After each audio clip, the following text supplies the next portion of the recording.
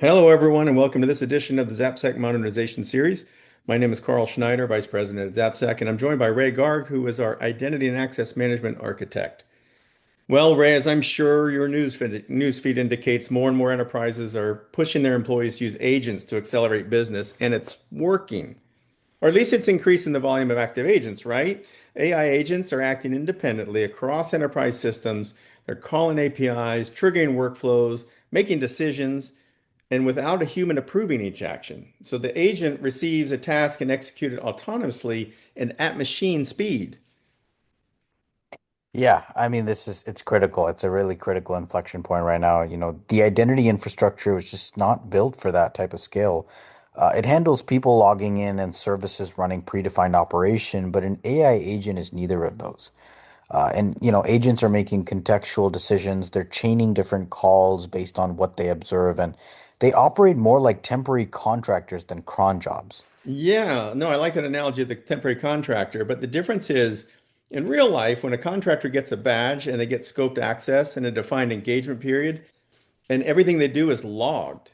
So when the engagement ends, access is automatically revoked. So whereas most AI agents are not managed that way, they inherit a service account or an API key with broad permissions, no task level expiration, and no lifecycle governance. Yeah, it's such a great point to bring up. And machine identities are already exceeding human identities in most enterprises. Every new agent adds more, and without governance, you have autonomous actors that nobody can fully account for. Yeah, no, I totally agree. But let me ask you this. So what does it mean to treat an agent as a first class identity? So when we're looking at, treating agents as first-class identities, we're looking at approaching the full life cycle inside the identity at, enterprise. We're looking at agents being created while having being registered with an owner, being having a purpose, a classification, agents being authorized correctly with scope permissions for specific resources, rotation happening with credentials on a defined schedule being rotated, and revocation being there immediately when an agent is decommissioned or its scope is changes, those permissions are removed from the agent. So that same governance, we're trying to apply that to these agents, just like we're applying them to human identities. Ideal. Yeah, and permissions evaluated at each boundary rather than just granted once, right?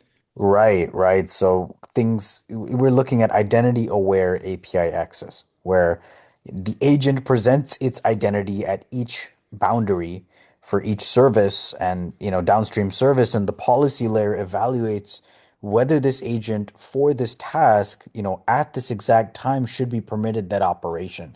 So we'll have scope decisions at each enforcement point. Right. And let's talk about this. We talked about traceability earlier. So how is traceability applied here? So we're looking at things like every action that's correlated to the agent's identity, things like which agent, which call did it make, what resource is it trying to hit, what actually triggered the agent to hit that resource, and what was the outcome.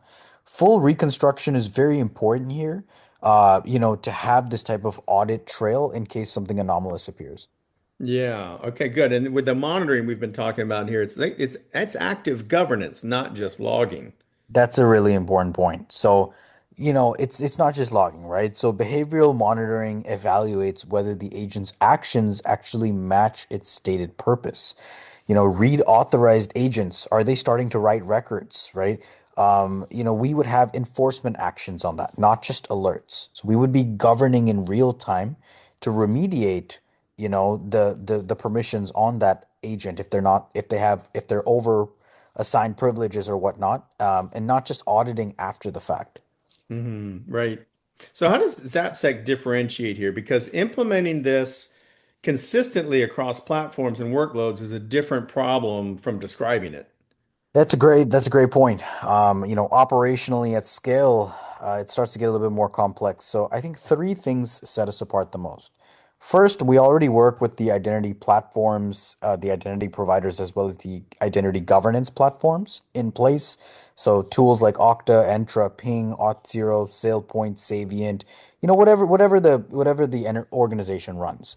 And we add a AI identity governance acceleration layer on top of that so that workload identity life cycle management, and behavioral enforcement operate consistently for these agents, regardless of the underlying platform. The second thing we're looking at is structured delivery. So we come with frameworks that define the governance model for agent identity, lifecycle stages, authorization patterns.